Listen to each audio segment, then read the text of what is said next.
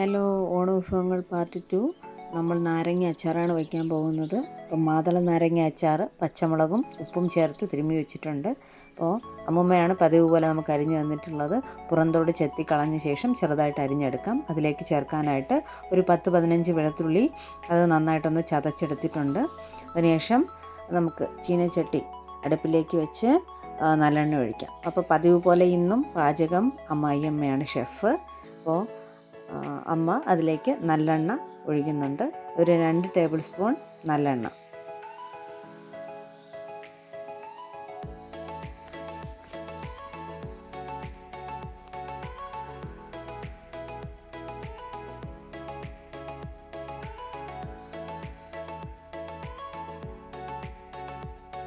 എണ്ണ നന്നായിട്ട് ചൂടായി വന്ന ശേഷം അതിലേക്ക് 1 ടീസ്പൂൺ കടുക് ഇട്ട് കൊടുക്കാം.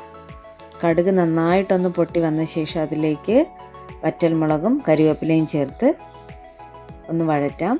ഒരു 5 സെക്കൻഡ് ഒന്ന് വഴറ്റിയ ശേഷം നമ്മൾ ഉപ്പ് ചേർത്ത് മാറ്റി വെച്ചിരിക്കുന്ന നാരങ്ങ ഇതിലേക്ക് ചേർക്കാം.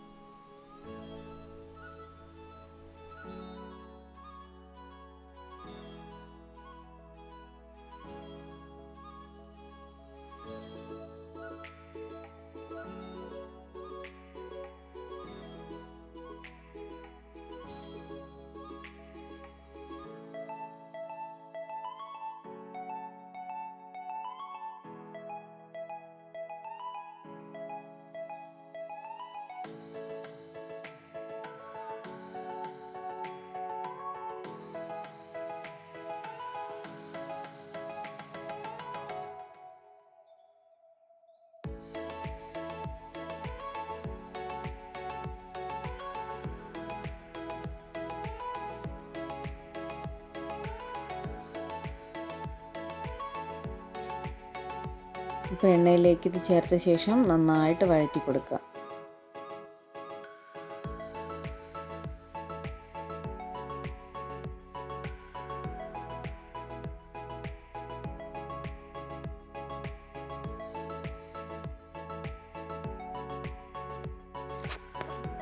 അപ്പോൾ ഇനി നാരങ്ങയിലേക്ക് നമുക്ക് ചതച്ച് വെച്ചിരിക്കുന്ന വെളുത്തുള്ളി ചേർക്കാം. വെളുത്തുള്ളി ചേർത്ത് നന്നായിട്ട് വഴറ്റാം.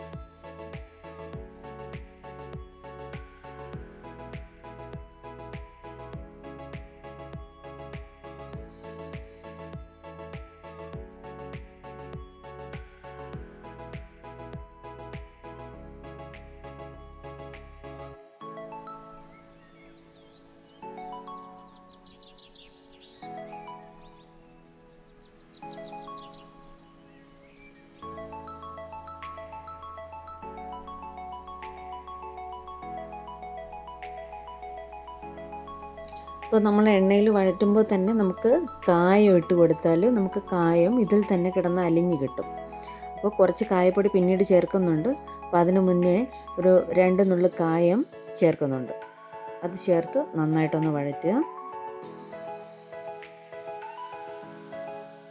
അപ്പോൾ കായത്തിൻ്റെയൊക്കെ നല്ലൊരു മണം വരുന്നുണ്ട്. നാരങ്ങയുടെയും കായത്തിൻ്റെയൊക്കെ നല്ലൊരു മണം വരുന്നുണ്ട്. അപ്പോൾ അതിനെ നന്നായിട്ടൊന്ന് വഴറ്റിയ ശേഷം അതിലേക്ക് ഒരു 1/2 ടീസ്പൂൺ മഞ്ഞൾപ്പൊടി, 1/2 ടീസ്പൂൺ ഉലുവാപ്പൊടി. അപ്പോൾ നമ്മൾ ഉലുവാപ്പൊടി അച്ചാറുകളിൽ മെയിനാണ്, എല്ലാവർക്കും അറിയാമല്ലോ. അപ്പോൾ ഉലുവ പൊടിച്ച് വെച്ചിട്ടുണ്ട്. അപ്പോൾ ആ ഉലുവാപ്പൊടിയും മഞ്ഞൾപ്പൊടിയും ചേർത്ത് ഒന്ന് ഇളക്കി കൊടുക്കാം. അപ്പോൾ മഞ്ഞൾപ്പൊടിയും ഉലുവാപ്പൊടിയും 2 സെക്കൻഡ് ഒന്ന് വഴറ്റിയ ശേഷം അതിലേക്ക് ഒരു 3 ടേബിൾ സ്പൂൺ മുളക് പൊടി ചേർക്കുന്നുണ്ട്. അത് ചേർത്ത് നന്നായിട്ടൊന്ന് വഴറ്റിയെടുക്കാം. അപ്പോൾ തന്നെ നല്ലൊരു കളറായിട്ടുണ്ട്, നല്ല മണം വരുന്നുണ്ട്.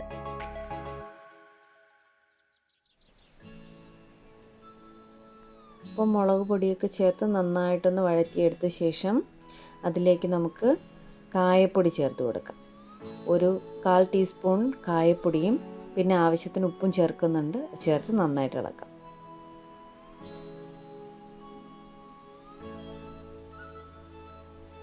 കായം മുന്നേ ചേർത്തിട്ടുള്ളത് കൊണ്ട് വളരെ കുറച്ച് മാത്രം കായപ്പൊടി മതിയാവും. കായം മുന്നേ ചേർത്തിട്ടുള്ളതുകൊണ്ട് നമുക്ക് വളരെ കുറച്ച് മാത്രം കായപ്പൊടി ചേർത്താൽ മതിയാവും. അതിനുശേഷം ഇതിലേക്ക് ശർക്കര ചേർത്ത് കൊടുക്കണം. നമുക്ക് ഈ നാരങ്ങയ്ക്ക് ഒരു കടുപ്പ് മാറാൻ വേണ്ടിയിട്ടാണ് നമ്മൾ ശർക്കര ചേർക്കുന്നത്. അപ്പോൾ ടേസ്റ്റ് ഒന്ന് ബാലൻസ് ആവും. അപ്പോൾ എൻ്റെ മോള് കുറച്ച് നേരമായിട്ട് ഇവിടെ വന്ന് ടേസ്റ്റ് നോക്കാൻ ചോദിക്കുന്നുണ്ട്. അങ്ങനെ മോൾക്ക് ടേസ്റ്റ് നോക്കാൻ കൊടുത്ത പാടെ ഓടി.